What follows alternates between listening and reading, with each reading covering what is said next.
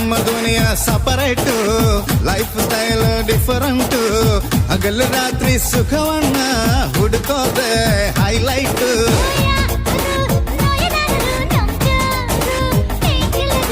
ಯಾರು ಬೋರು ಅನ್ನರು ನಮ್ಗ್ಯಾರು ಅಷ್ಟು ಥ್ರಿಲ್ಲರು.